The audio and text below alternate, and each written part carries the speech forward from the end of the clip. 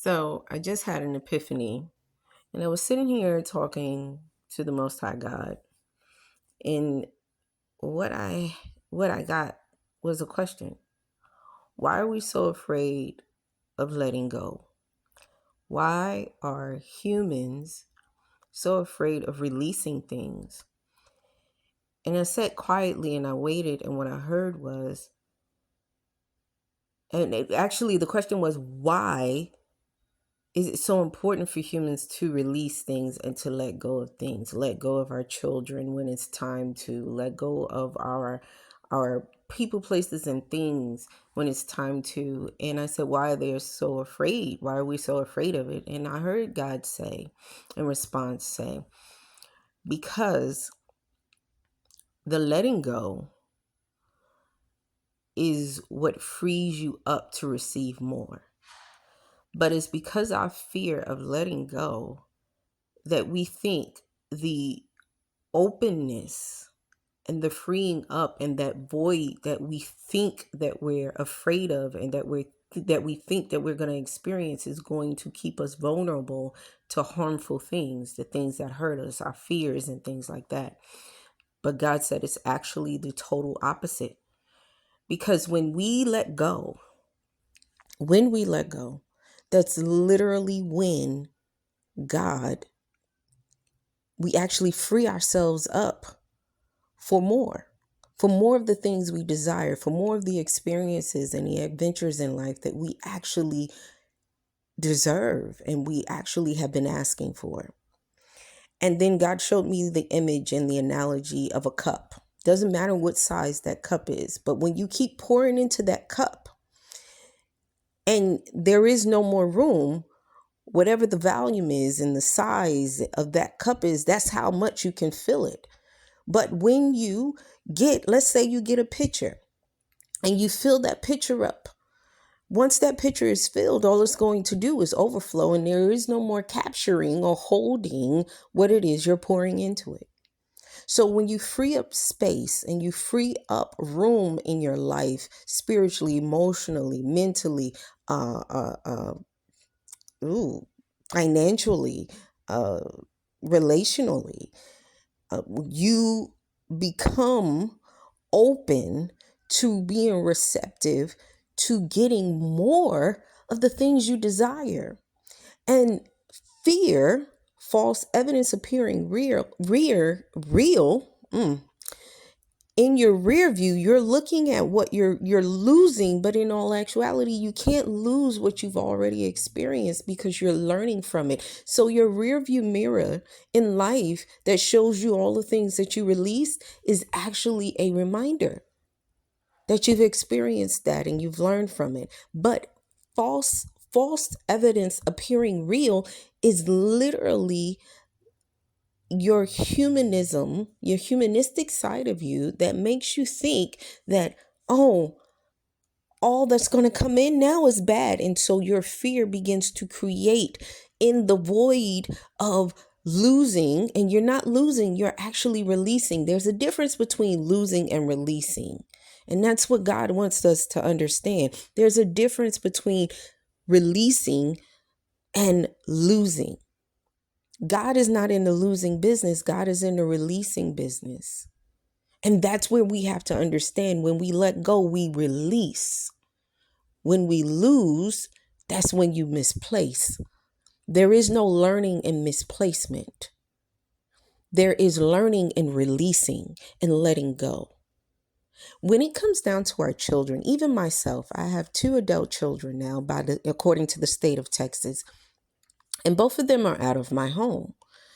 And at first I felt really, really bad that my children are no longer here with me and that they're off doing their thing. And then God reminded me, you have to let things and people go in order for you to receive more into your life. When God always replaces that which you release, because God sees the sacrifice.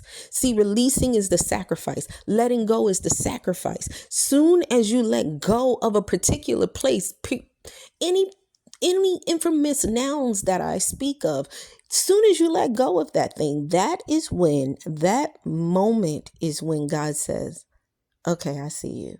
You're sacrificing for me because you love that. You love that. You enjoy that. Well, I'm going to replace that with more. I'm going to do exceedingly abundantly above all you could ever ask or think.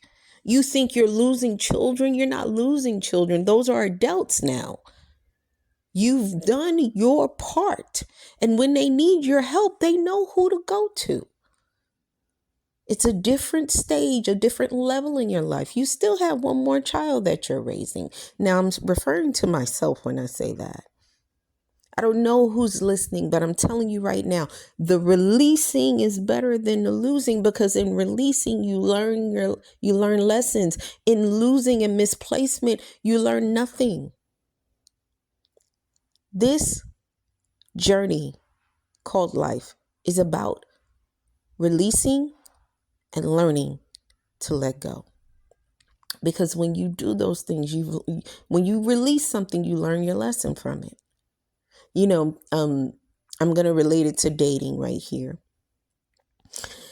When you date someone and you've been with them for a certain amount of time, but dating, I want you to understand, I'm talking about dating. I'm not talking about a relationship.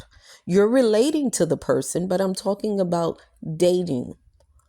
When you go out on dates with someone, you spend time with them, it's not physically sexual. It's just dating. You're getting to know one another. You're getting to, you can go on 3 or 4 dates with someone and you can actually eat with that person. You can hold a conversation with that person and find out, oh, I don't think this is going to work. It's called a trial period. You're dating to try to find out, and is this what I want or is that what I want? It's just like you test drive a car. You don't just see a car and say, oh, I just want that one. Just give it here. I don't care. You're going to test drive it.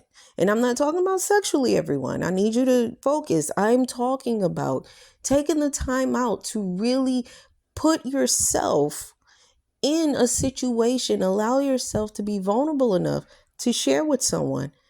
This is what I think about things. And I would like to hear your thoughts on it. What are your plans in life? Let's see if our plans are going in the same direction. But when you say you're in a relationship with someone, that means that this is the person you want to be with. Y'all, you are all going in the same direction. So what I'm getting at right now is that it's a area in your life where you're learning.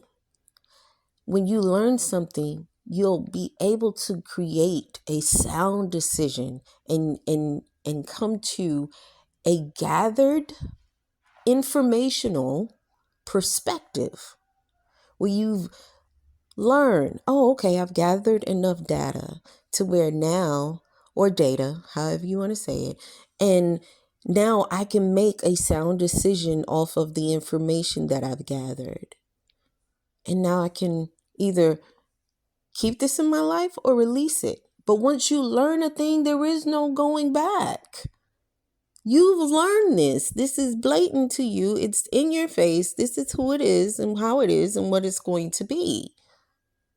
But because of our fear as human beings, false evidence appearing real, we think that we must hold on to everything, the way we used to be, how we act in high school, who our friends were, and this and that and the other. We want to hold on to the old because we're afraid of releasing the old because we don't know what is to come with the new.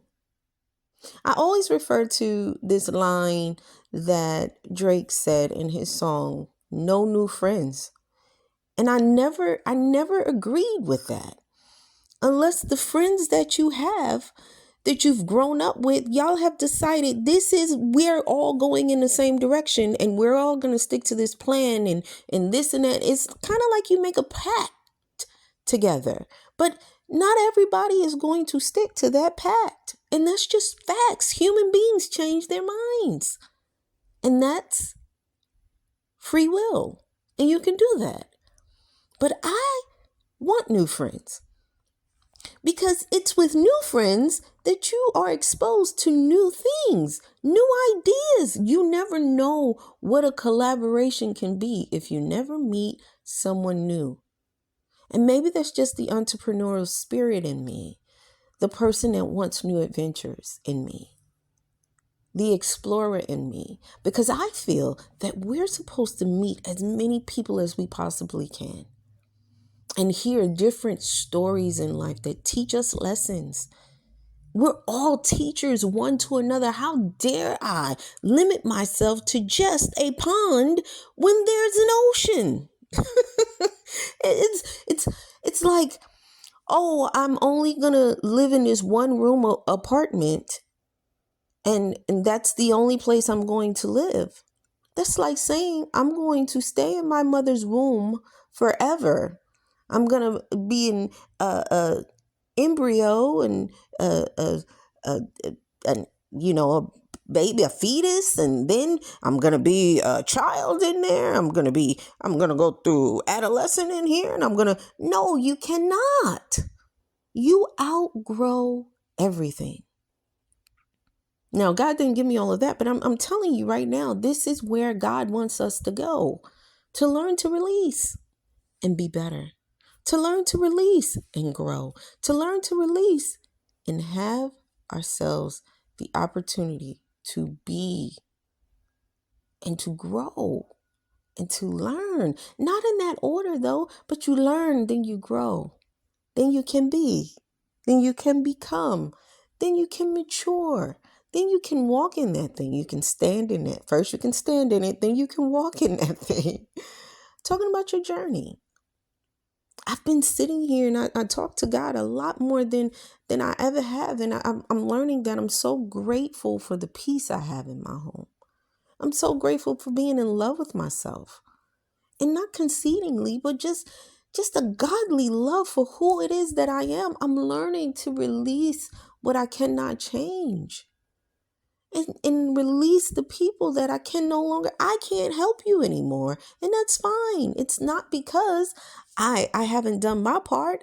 It's because I have. And that's where I want you to understand. There has to be a releasing in your life. There has to be a complete, utterant surrendering in your life. Because if not, then you'll never learn. That means you're telling God, I don't ever want to let go of the teddy bears and the tricycle so I can drive a car. What? How old are you? And some people like riding bikes and they prefer a bike over a vehicle. But that's a preference. When you say, I'd rather hold on to my tricycle and my teddy bear, and I'm however old and I'm an adult, I'm legally an adult, then that's saying that you don't want to release. You don't want to gain more. But if you say, I no longer have a tricycle, I do have a bike. I ride a mountain bike every day. It's my form of exercise. I like it. And, I go mountain, whatever. I don't really know much about biking like that. But, there are some people prefer two wheels to four. But how would that look seeing an adult human being riding on a tricycle and saying, this is my mode of transportation? You can do it, but how far will you get? Will you get there on time? Probably not. My point is the releasing of whatever it is that God is trying to show you. You no longer need this. You don't need the pacifier anymore. You don't need that substance anymore. You don't need this. You don't need that anymore. Because where I'm taking you, I'm going to replace all of that with something great, miraculous, everything you've ever asked or even thought. if you just release it. It's not being misplaced. It's not being taken away from you. I'm just telling you, just release it. I promise you it's going to get better. Just release it. And this is a testament to my own personal experience. I struggled for years, and I don't even want to say struggled. I didn't struggle. I enjoyed smoking marijuana, cannabis. I enjoyed it because I was very, very stressed, constantly stressed, because I didn't know how to let go. I didn't know how to say no. I didn't know how to put myself as a priority. And I didn't know how to say, I need help. I didn't know how to ask for it. I didn't know how to talk to anybody. Because everybody came to me. Nobody was ever there for my problems. So guess what I went to? I went to the thing that helped me relax, to help me calm down, slow down for a little bit. But when God told me, you no longer need this, where I'm taking you, you won't need cannabis anymore. I'm telling you it's going to be better. Just trust me. Let it go. And let me tell you how good God is. When I heard that, and I heard it multiple times, and I said, God, I don't know if I could do this now. I don't know now. I'm kind of, and that's how fast I was speaking. And God said, no, okay. I'm just letting you know. Every time I smoked it, I started throwing up. I literally threw up. I threw up every time I would go to smoke cannabis. And I was like, God, I never threw up before. What's going on? Huh? Oh gosh, I don't know what's going on. Maybe something's wrong with this cannabis. What's going on? Something wrong with this weed. And God said, you don't need it anymore. Where I am taking you, you do not need this cannabis. Trust me. I believe it's going on 2 years now. 2 years. And I feel great. I'm able to sit down with everything and say, can I handle this by myself? If I can't, who can I call and ask for help? Let me think. Let me evaluate myself. I'm taking the time to parent myself and not run to anything outside of me. I'm spending more time with God because I'm learning to release that which I cannot even fathom or think I can solve on my own. I don't have to. I serve a miraculous and wonderful God. The Most High God is with me at all times. All I need to do is just talk to God and ask my questions. God said, you have not because you ask not. And God said, I will withhold no good thing from you. He said, knock and the door shall be opened unto you. Seek and you shall find. That is what we forget. The simplest instructions.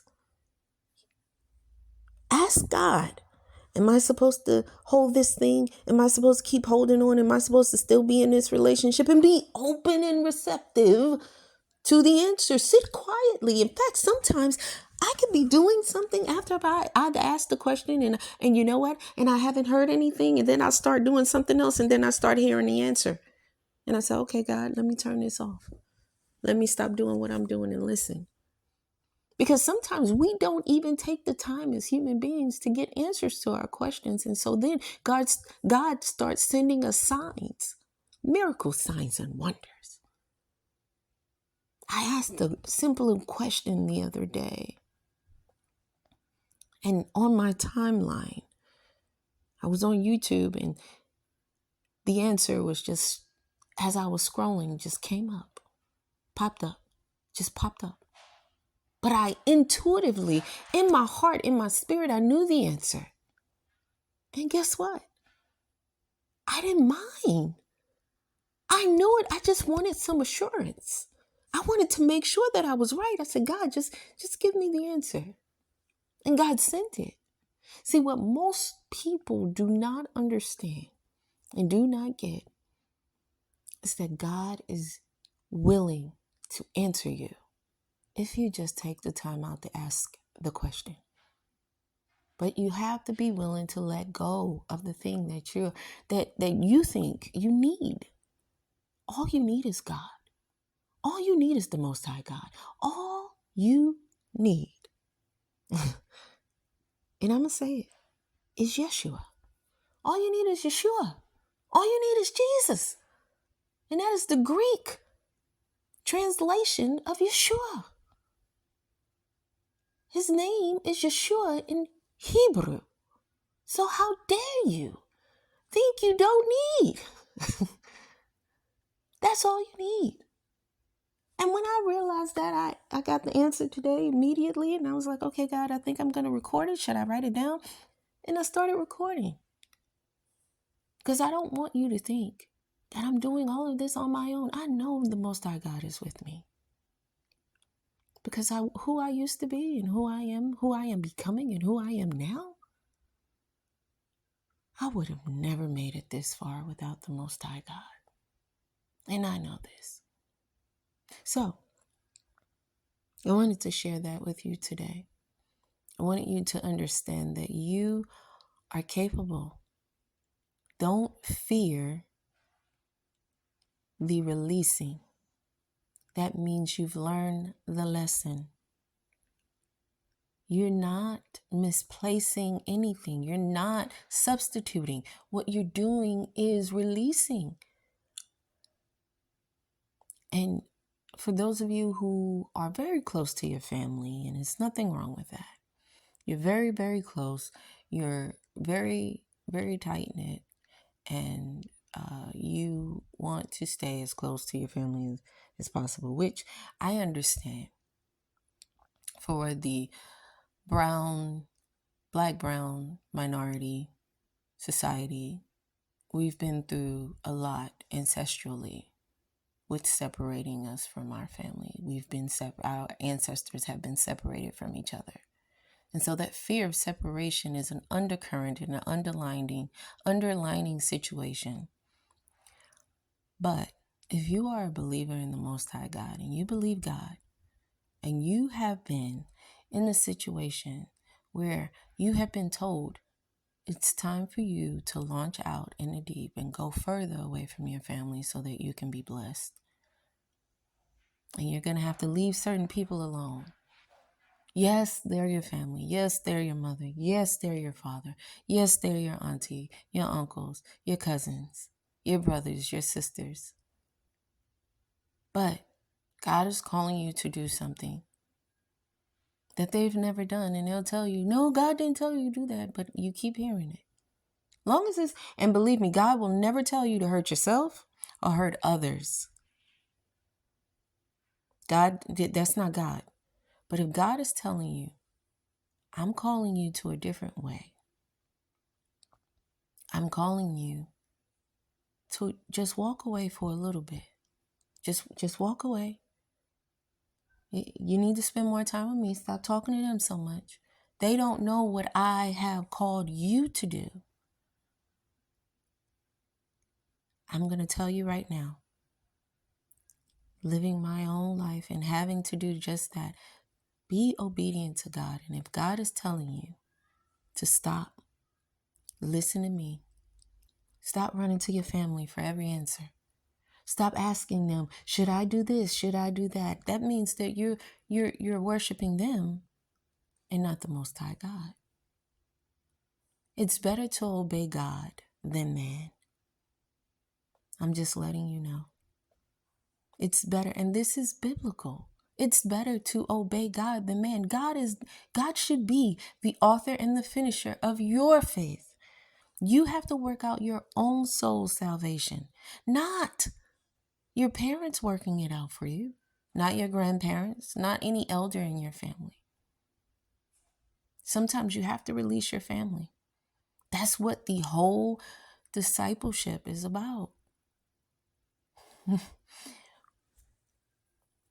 When he told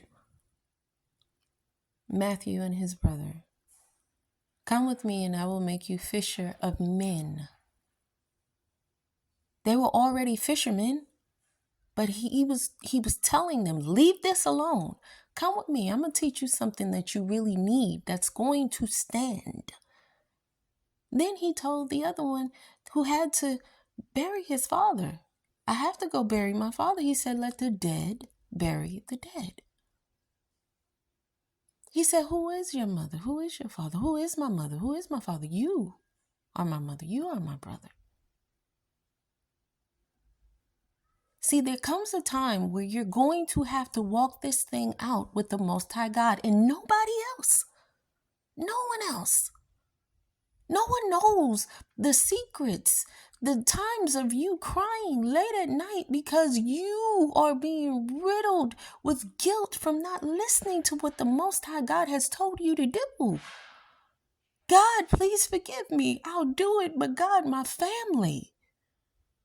And God is telling you, just trust me. Because if your family believe in the Most High God, as they say, oh, their feelings will be hurt.